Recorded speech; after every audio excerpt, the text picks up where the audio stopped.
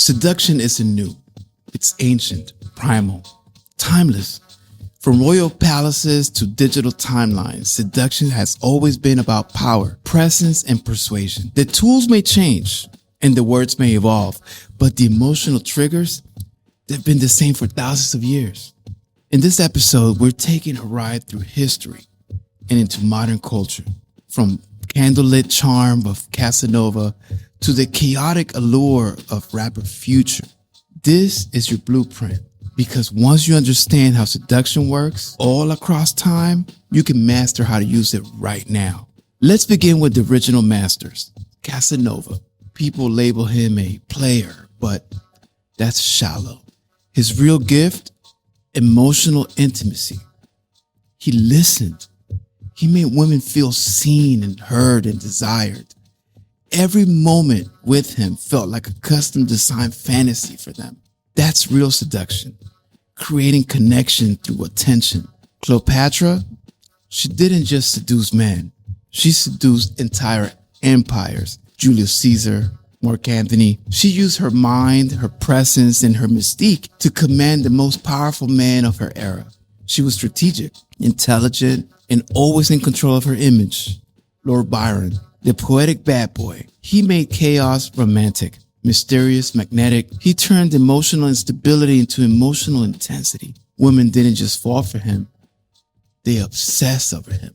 He seduced them by being vulnerable, wrapped in brilliance. Don Juan.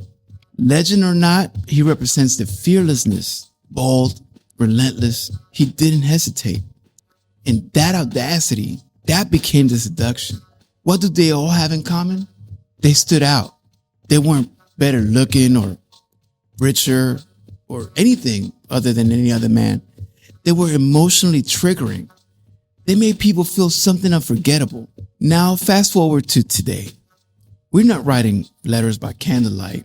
We're moving through DMs and comment sections and stories, but the core of seduction hasn't changed. Let's start with Nick Cannon.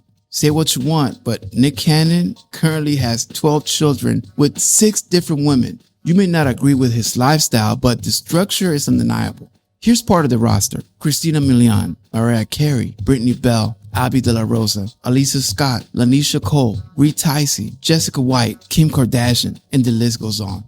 So how does one man manage that much legacy without collapse? Well, Nick Cannon doesn't lie. He doesn't pretend to be monogamous. He leads with vision, clarity, and women either align with it or they don't. That's seduction though. Transparency, purpose, influence. Now let's flip it. Let's talk about Future, the modern phantom seducer. Future currently has at least 8 children with 8 different women. Some confirmed, some rumor, doesn't matter. He rarely says much. He rarely explains, but somehow women still chase the feeling of being close to him. Here's some of the known names: Sierra, Joey Chavez, Brittany Mealy, Eliza Rain, Larsa Pippen, Des Dior, Lori Harvey, India Love, Megan James, and the list continues. So what's his recipe? Well, he's unavailable. He uses distance and mystery. He seduces not by being there. He creates emotional chaos just by existing in the background. And his music just gives it enough sentiment to keep women emotionally invested without ever giving full access. That's seduction, unpredictability, emotional contrast. So what's changed? Back then, seduction happened in private rooms, palaces. Now it happens in curated feeds and comment sections of Instagram and controlled by algorithm. Presence became perception. Followers, clout, image, the dynamics is still the same. What hasn't changed, that mystery, that confidence, that emotional control, the power of not chasing is still there. People still fall in love with the story they tell themselves about you. You just have to control the narrative. So here's the real question. Who are you in all of this? Are you the emotional sniper like Casanova? The strategist like Cleopatra? The poetic storm like Byron? The mystery force like Don Juan? The visionary like Nick Cannon? Or the unapologetic like Future? Or maybe you're building your own archetype. Whatever it is, don't fake it, ever. Own it, refine it. Seduction isn't about becoming someone else.